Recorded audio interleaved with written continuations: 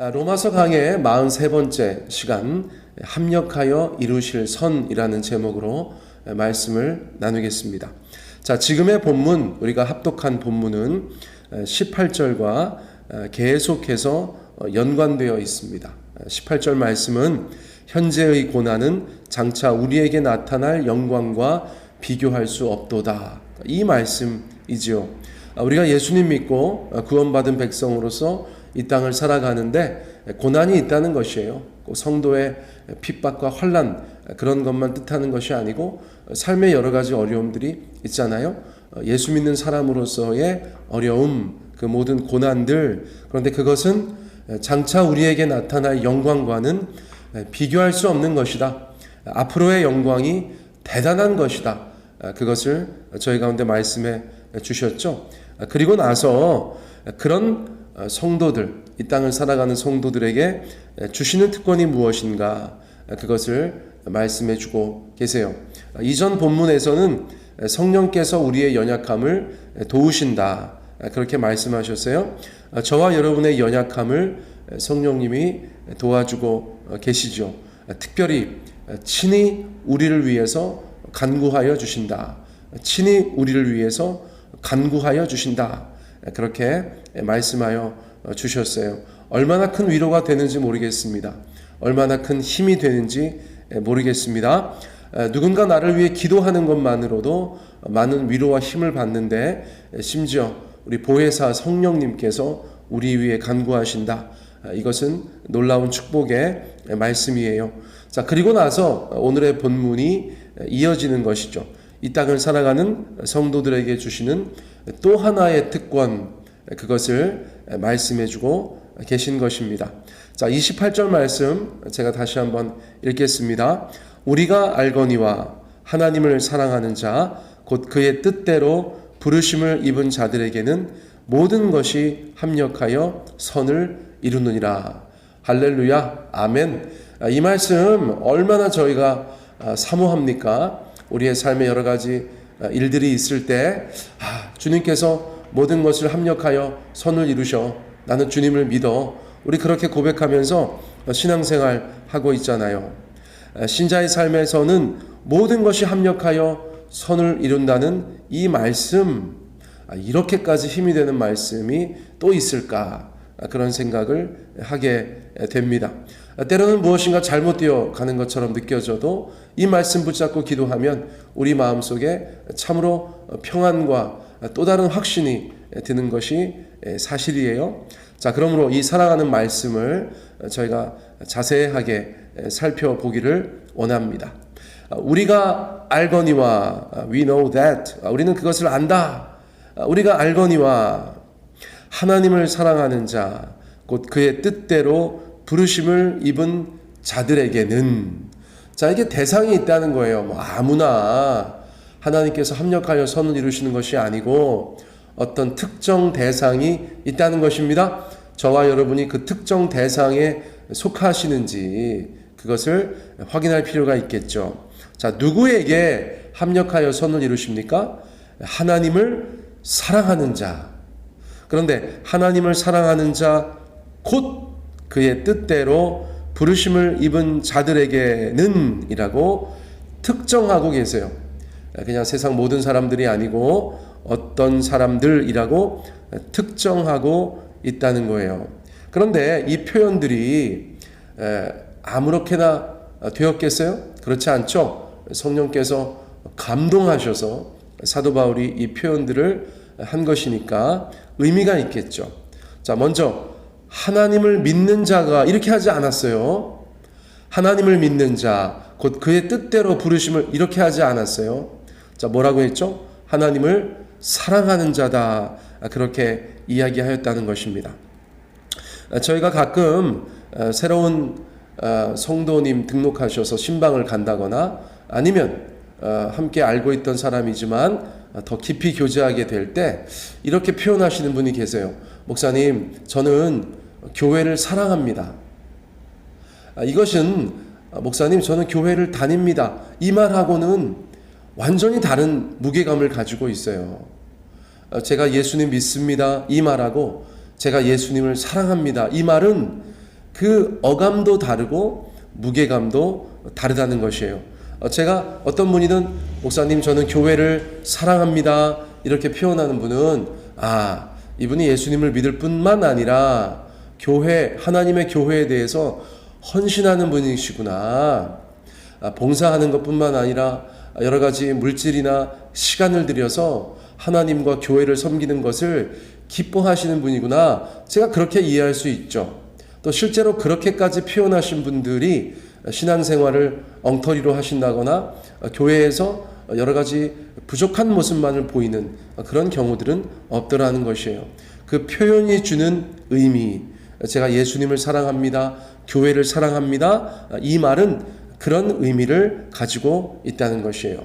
자, 그러므로 하나님을 사랑하는 자라는 말은 단순히 예수님을 영접했다거나 교회를 다닌다는 말과는 차별되게 하나님 앞에 헌신된 자라는 의미라고 저희가 받아들일 수 있어요.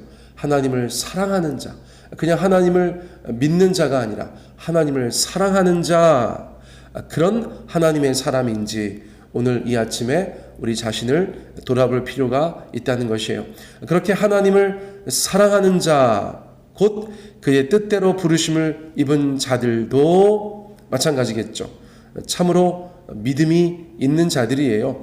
그냥 하나님께서 부르셔서 교회에 와 있거나 교회를 몇 번 다녔거나 그런 의미가 아니고 말 그대로 하나님의 뜻대로 부르심을 입어서 그 부르심의 자리에 있는 하나님의 백성들, 자녀들, 성도들, 그런 자들을 특정하여서 말씀하고 있다고 저희가 보게 되는 것입니다. 하나님의 뜻 안에서 부르심을 따라 믿음을 가지고 바로 지금 성도의 삶을 살아가고 있는 자, 그 사람들을 오늘 본문에서는 하나님을 사랑하는 자, 곧 그의 뜻대로 부르심을 입은 자들에게는 이라고 말씀해 주신 것 같아요. 자, 그런 자들에게 모든 것이 합력하여 선을 이루느니라 라고 말씀하셨어요. 참된 성도의 삶에는 모든 것이 합력하여 선을 이룬다. 우리의 삶에 좋은 일도 선으로 바꾸어 가시고 나쁜 일도 선으로 이끄시는 하나님의 역사가 있다는 것입니다. 자, 물론 이 말씀은 성도들이 무슨 짓을 해도 하나님께서 뒷수습 하시니까 우리는 막 살아도 되고 하나님께서 알아서 하실 거야, 그런 의미는 결단코 아니지요. 오히려 어떤 일도 참된 성도의 삶에서는 결국 선하게 작용한다, 그런 의미로 저희가 이해해야 할 것이에요. 자, 이 말씀의 이해를 돕기 위해서 제가 서양 격언을 하나 소개해 드리려고 합니다. 자, 서양 격언 중에 이런 이야기가 있어요. 같은 태양 아래 밀랍은 녹고 진흙은 굳는다. 들으셨어요? 참, 이런 이야기들도 기가 막힌 것이죠. 같은 태양 아래 밀랍은 녹고 진흙은 굳는다. 태양이 떴습니다. 그러자 밀랍은 녹고 진흙은 굳어가는 것이에요. 하나는 녹아내리고 하나는 점점점 단단해진다, 그런 뜻이죠. 여러분, 신자의 삶은 어떨까요? 어떤 삶에 어려움이 있습니다. 또는 어떤 삶에 좋은 일이 있습니다. 어려운 일을 예로 들어볼까요? 한 사람은 그 고난을 감당하지 못하고 밀랍처럼 녹아내릴 수 있는 것이죠. 그런데 또 다른 사람이 있습니다. 그는 하나님을 사랑하는 자예요. 곧 그의 뜻대로 부르심을 입은 자입니다.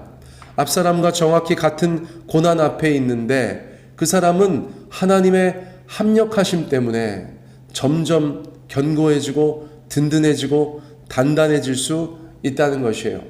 모든 것이 합력하여 선을 이룬다는 것은 선한 일은 선하게 작용하고, 그리고 악한 일 또한 하나님께서 그 모든 것을 들어서 선하게 활용하신다, 선하게 되게 하신다는 의미를 가지고 있다는 것이죠. 저는 이러한 해석, 이러한 접근도 이 구절을 더 풍성하게 이해하게 도와주는 것 같습니다. 참된 신자에게는 모든 것이 합력하여 선을 이루게 된다는 것이죠. 물론 그 모든 것을 주관하시는 분은 우리의 삶의 배후에 계신 하나님이시다. 그 사실은 조금도 변함이 없습니다. 그런데 여기서 아주 중요한 것이 있습니다. 성도의 삶에서 하나님께서 이루시기 원하는 선의 정체가 무엇이냐라는 것이죠.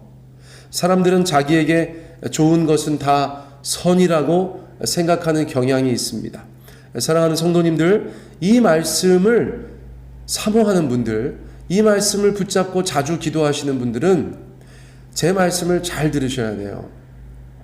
우리는 어떤 일이 있을 때, 잘 되지 않을 때 모든 것이 합력하여 선을 이룰 거야 라고 말하면서 나의 뜻대로 결국은 될 거야, 그렇게 이해하는 경향성도 가지고 있다는 거예요. 내가 기도하는 어떤 것, 우리가 바라는 어떤 것이 선이야 라고 생각하는 것이죠. 자기중심적인 성경 이해라고 저희가 볼 수도 있어요. 여러분, 저도 이 말씀 너무 좋아한다 말씀드렸어요. 저도 이 말씀 붙잡고 수도 없이 많이 기도했다고 고백할 수 있어요. 자, 그런데 말씀을 제대로 알고 기도하는 것이 중요하겠죠. 하나님께서 합력하여 이루시고자 하는 선의 정체가 무엇이냐는 것입니다. 하나님께서 합력하여 이루고자 하시는 선의 정체, 그것이 무엇이냐는 거예요. 앞서 말씀드린 그런 의미가 전혀 없는 것은 아니에요. 그러나 이어지는 구절들 속에서 우리는 하나님께서 본래 의도하셨던 것, 그리고 우리의 믿음에 더해서 더 풍성하게 이 말씀을 이해할 수 있는 근거를 만나게 된다는 것이에요. 자, 29절 말씀, 또 30절 말씀 함께 읽어보겠습니다. 하나님이 미리 아신 자들을 또한 그 아들의 형상을 본받게 하기 위하여 미리 정하셨으니 이는 그로 많은 형제 중에서 맏아들이 되게 하려 하심이니라. 또 미리 정하신 그들을 또한 부르시고 부르신 그들을 또한 의롭다 하시고 의롭다 하신 그들을 또한 영화롭게 하셨느니라. 여러 차례 말씀드렸지만 한국어 성경이 헬라어 원어 접속사를 꼼꼼하게 번역하지 않는 경향이 있다고 말씀드렸죠. 원어 성경에서는 29절이 왜냐하면으로 시작합니다. 왜냐하면. 자, 시간 관계상 단도직입적으로 말씀드리겠는데 로마서 8장 28절에서 합력하여 이루시기 원하는 선, 하나님의 목표, 그것은 29절에 나타나는 것이라고 이해할 수 있어요. 그 아들의 형상을 본받게 하기 위하여 라는 것이죠. 여러분, 이것이 1차적인 의미라고 할 수 있어요. 저희가 평소에 생각하는 것은 보다 더 넓은 의미에서의 선이라고 말씀드릴 수 있어요.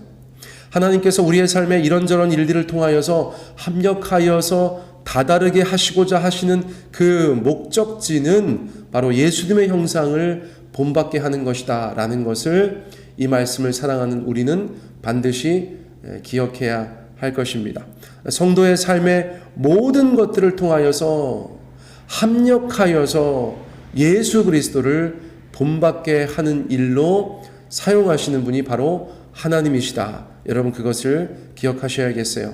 자, 그렇게 생각하면 지나온 삶에 어느 것 하나 버릴 것이 없는 것이죠. 우리가 지금 겪고 있는 여러 가지 일들, 여러 가지 상황들, 어느 것 하나 버릴 것이 없는 것이죠. 앞으로 닥칠 모든 일들, 어느 것 하나 버릴 것이 없는 것이죠. 믿음으로 돌아볼 때 그 모든 것들이 은혜였다고 고백할 수 있는 것이에요. 그러므로 교만을 버리고 겸손으로 나아가게 하는 도구였다고 고백해야 되는 줄 믿습니다.